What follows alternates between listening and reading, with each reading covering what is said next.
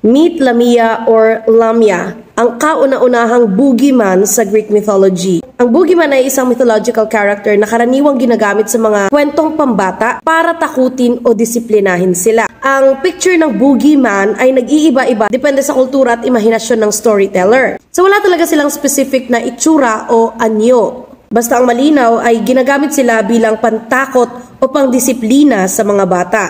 Pero ang boogeyman ay kadalasang inilalarawan bilang isang nilalang na may mahahabang buhok, mahahabang kuko, mapupulang mata, at madalas ay nakatago sa mga madidilim na parte ng ating bahay o ng isang lugar. Sa ilalim ng kama, sa loob ng aparador, o dun sa mga sulok ng bahay natin na hindi nasisinaga ng araw. So halimbawa, kapag ang bata ay hindi makatulog, o ang kulit-kulit, o takas ng takas, ginagamitan na natin sila ng boogeyman card. Mga kwento, mga nilalang na nakakatakot para sila matakot, para sila makatulog.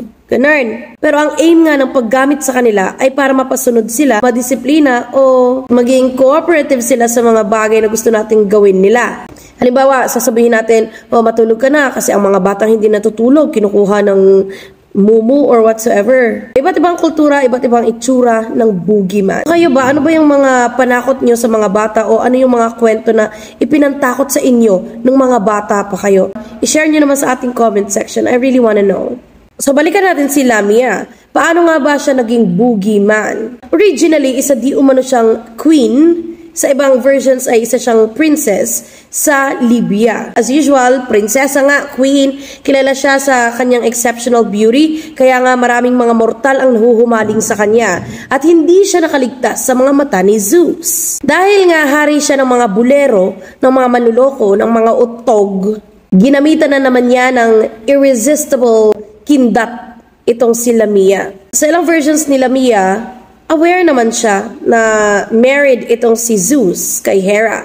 Pero nga dahil sa under the love spell siya ni Zeus, ay kahit ayaw niya, ay sumusunod na lamang siya. Pero kalaunan, habang lumilipas ang panahon, ay natutuhan na rin niyang mahalin, ibigin si Zeus. So nagbunga ang kanilang pagmamahalan, ang kanilang love affair ng maraming anak. Nang malaman ni Hera ang tungkol dito, as usual, galit na galit siya. Dahil sa sobrang selos niya, gusto niyang i-curse itong si Lamia. Si Hera kasi, siya yung tipo ng goddess na kapag nagselos, hindi niya dinediretso kay Zeus. Ang lagi niyang tinatarget itong mga kabit niya, mga anak ng mga kabit niya, ganyan. Para sa kanya kasi, kasalanan ng mga nalilink kay Zeus, kung bakit sila nagugustuhan ni Zeus, kung bakit sila pinupurso ni Zeus. In short, para dito kay Hera, ang kahit sino mang lumapit o malink dito kay Zeus, ay sila yung talande. Sila yung nagpapakyut. Sila yung nagpapapansin. Kasi never niyang ginantihan itong si Zeus. Another is dahil nga goddess of marriage siya, kahit anong gawin ni Zeus, tinotolerate niya. Never niyang sinisi ang kanyang asawa sa mga pabababae niya at sa lahat ng kalokohang ginawa niya. Nang malaman itong si Lamia na pinahahanap na siya ni Hera, isinama niya ang kanyang anak at naglakbay sila kung saan-saan. Dito na rin niya na-realize na sana pala nung una ay talagang iniwasan na niya si Zeus. Kumbaga parang natauhan na siya na sana pala nilabanan niya yung tukso na dala ni Zeus. Pero hindi kasi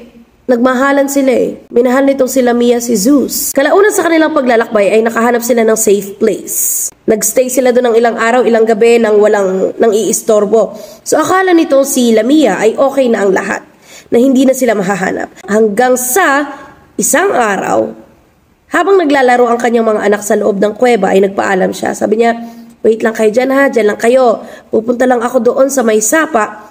Kukuha ako ng tubig para gamitin natin dito. Ganyan. Nung naando na siya sa sapa at sumasalok ng tubig, bigla siyang nakarinig ng mga sigawan, ng mga iyakan at hiyawan ng mga bata. Dali-dali siyang bumalik doon sa kuweba at nung nakarating siya sa loob ay nakita niya ang mga serpents. Sa iba namang versions ay mga monstrous creatures. Ganyan. At kinakain nila ang mga anak nitong si Lamia. So, terrified siya syempre. Nakita niya na kinakain ng mga anak niya So, sigaw siya ng sigaw. Hysterical siya. Ah! Nakita niya, tinotos nila yung mga bata. Namatay lahat ng mga anak niya. Sino ba ang nagutos? Of course, si Hera. So, bago umalis yung mga serpents or yung mga monstrous creatures, ay nag-appear itong si Hera. Sabi niya, ano na Lamia? Sana naisip mo na bago mo patulan ang aking asawa, ay may mga consequences. Para ka namang hindi na grade 2. Alam mo namang pinarurusahan ko lahat ng mga nagiging babae o kahit sinong nalilink kay Zeus. Tapos ikaw hindi mo iniwasan? How dare you? Kasalanan mo kung bakit namatay ang mga anak mo. So iniwan nila itong si Lamia na naghihinagpis doon sa loob ng kuweba. Ang mga natira na lang doon ay ilang bahagi ng parte ng katawan ng mga bata. Pero natanong niya muna itong si Hera. Sabi niya, Hera, bakit naman ang mga anak ko pa? Bakit hindi na lang ako? Sabi ni Hera, Uy, Lamia, be careful of what you wish for. Huwag kang mag-alala kasi meron talaga akong prepare na curse para sa'yo. And only for you. Para makasiguro itong si Hera na hindi na makikita sina Zeus at Lamia at hindi na sila magkaanak pa, ay medyo matindi-tindi yung binigay niyang curse. Dahil nga maganda itong si Lamia, unang-una niyang ginawa ay pinapangit niya. Ginawa siyang something monstrous or someone monstrous. Isa sa mga best features kasi nitong si Lamia ay ang kanyang mga mata. Kaya naman sabi ni Hera, Lamia, napakaganda ng iyong mga mata. What if gawin nating dilat yan 24 hours? Para naman ma-remind ka na dapat mong pinag-iisipan ang lahat ng hakbang mo sa buhay. At syempre hindi pa nakontento doon si Hera. Bukod sa dilat na ang mga mata nitong si Lamia, ay sinigurado niya na kahit saan siya tumingin, ay makikita niya yung scenario o yung images ng mga anak niya habang pinapatay ng mga serpents or ng mga monstrous creatures. So binigyan niya ng unending torment itong si Lamia. Dumating sa punto na nabuang na talaga itong si Lamia kasi kahit saan siya tumingin, nakikita niya yung mga anak niya. Pinapatay mga anak niya. So habang nagsasuffer siya sa ganong sitwasyon, hindi pa rin nakontento si Hera. Tuwang-tuwa pa nga siyang nakikita na nabubuang na itong si Lamia. Sabi niya, tama lang yan sa'yo, Lamia. At dahil traidor ka, pumapatol ka sa asawa ng may asawa, itatransform kita sa isang serpentine-like creature. Para naman araw-araw ay maalala mo yung kasalanang ginawa mo sa akin. Yung pagtataksil na ginawa mo sa akin. At diba nga, isa talaga sa mga goals niya ay gawing pangit si Lamia. Tandaan ha, sa Greek mythology, ang kadalasang simbolismo ng ahas o serpent ay danger, deception, and chaos. So, literal na from a very beautiful queen or princess of Libya, ay naging siyang monstrous creature. Kahit pa man naging monstrous creature na siya, dumarating pa rin sa punto na hinahanap-hanap niya yung mga anak niya. Kalaunan ay naging expert predator siya. Lumalabas siya sa gabi, nagha-house to house siya, hindi para mangaroling, pero para mag-snatch ng mga batang natutulog sa kani-kanilang mga pamamahay. So nagugulantang na lang yung mga tao na kinaumagahan ay nawawala ang kanilang mga anak. Kaagad-agad siyang naging talk of the town. Kumbaga, may pakpak nga ang balita eh. So napabalita na itong si Lamia ang may sala ng lahat ng pagkawala ng mga bata, especially the newborn babies. Kaya naman pinag-iingat ang lahat.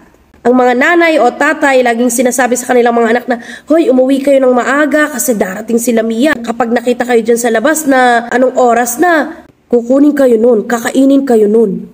Nagsimula na rin silang magkaroon ng child protection policy laban dito kay Lamia. Kaya lahat ng mga bahay ay grabe ang locks at hindi na rin nila pinalalabas ang mga bata. Hindi sila kung saan-saan pumupunta. At dahil doon wala nang masyadong nabibiktima itong si Lamia. Sa ibang versions ay natutuhan niya di umano ang mag-shapeshift. Nagsi-shapeshift siya sa isang magandang babae tapos inaakit niya yung mga tatay o yung mga lalaki. Tapos kapag naandun na sila sa kanyang lungga ay sa kanya i-drain ang blood. So naging blood sucker siya. Makikita natin dito no kung saan kakayang dalhin ng pagsiselos mo. So itong si Zeus, hindi naman siya bulag sa mga nangyayari at ginagawa ng kanyang asawa. Nakita niya ang suffering nitong si Lamia, kaya naman nag-offer siya ng tulong. Sabi niya, Lamia, siguro mas makatutulong kung tanggalin mo muna yung mga mata mo. Bibigyan kita ng abilidad para pwede mong temporarily matanggal yung mga mata mo para hindi mo na makita yung mga anak mo. Hindi mo nakikita kung paano sila pinatay. Siguro, by that, mabawasan yung cravings mo sa pag-inom ng blood o pagkain ng mga newborn babies o ng mga bata. Pumayag naman itong si Lamia. Sabi niya, sige nga, itry natin kasi baka nga makatulong. Kasi kahit siya, ayaw na niya ng ginagawa niya, pero napipilitan siyang gawin iyon. Pero itong si Ate Girl Mohera, mautak. Bago pa man naisip ni Zeus iyon, ay naisip na niya iyon. Kaya naman nung ibinigay ni Zeus ang abilidad ni Lamia na pwede niyang tanggalin temporarily yung kanyang mga mata, ay lalong lumakas ang curse. Lalo siyang nagkaroon ng mas matinding cravings para kumain ng newborn babies at mambiktima pa ng mambiktima. Hanggang sa kumalat na ng kumalat ang ginagawa nitong si Lamia. Kapag nabanggit ang pangalang Lamia, agad-agad silang pumapasok sa kanilang mga pamamahay. Kalaunan ay ginawa na rin siyang panakot na kapag hindi sumusunod ang mga bata, sige kukunin ka ni Lamia, sige darating si Lamia, ganyan. Ngayon, nung naging aware na yung mga tao sa ginagawa ni Lamia, wala na siyang masyadong naging biktima. Kalaunan ay tinawag siya ng mga tao as a female demon, specifically succubus. Ang biktima ng succubus ay kadalasang mga lalaki. Pumapasok siya sa mga panaginip at doon siya nakikipag-interact. Nakikipag-tuting session siya. After noon, ang nagiging effect daw ay drain na drain at walang energy si guy o yung mga men. So, totally wala nang pumigil dito kay Lamia. Hindi na rin siya napatay, hindi na rin siya nakita ng kahit sino. Pero nararamdaman daw siya. Sinasabi na nag-evolve na itong si Lamia from a creature na kumakain ng newborn babies o ng mga bata hanggang sa kanyang pagiging shapeshifter hanggang sa kanyang pagiging female demon na succubus. Kaya naman daw wala pang nakakapatay sa kanya kasi hindi talaga siya mapapatay. Bahagi ito ng curse ni Hera na maging forever and immortal monster siya. So, balik ulit tayo doon sa tanong. Ano nga ba yung mga kwento nyo sa mga pamangkin ninyo, mga anak ninyo, para mapasunod sila? Ano yung mga panakot ninyong kwento? Yon. For more chismits, huwag niyo pong kalilimutang mag-subscribe sa ating YouTube channel, Teacher Maureen, para po lagi po kayong updated sa mga bagong chismits.